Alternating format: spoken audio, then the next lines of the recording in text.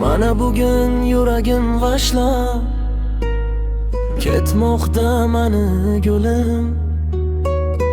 Yuragimni mayda-maydan ishlab, uni olib qolishga yetmadi pulim. Balki boy bo'lganimda u hammani sevardi. Balki sevgi sira etilganida mani holim cho'lardi. Ammo bu beshafqat hayot yuragim parchalamoqda. Qildamigan yaxshi niyat bugun gulim to'yi bo'lmoqda.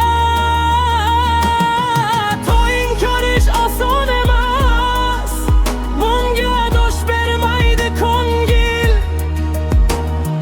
Mani gulim menga yor bo'lmas, kelib mani o'zing ko'ngil. Bugun ado bo'ladi Ali, balki yig'lab kelarsan. Baxtli bo'lgin sen mayli, albat baxtli bo'larsan. Mani gulim rashki qilsam xafa bo'lar edi, ammo aytgan rashki gumon emas, ko'ngil xotirjamligi degan.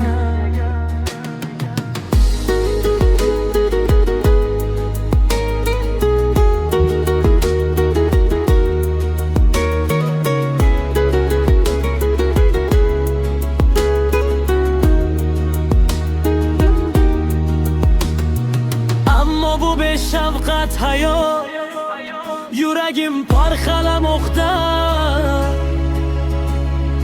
Qilgami bil yaxshi niyat bugun gulim to'yi bo'lmoqda.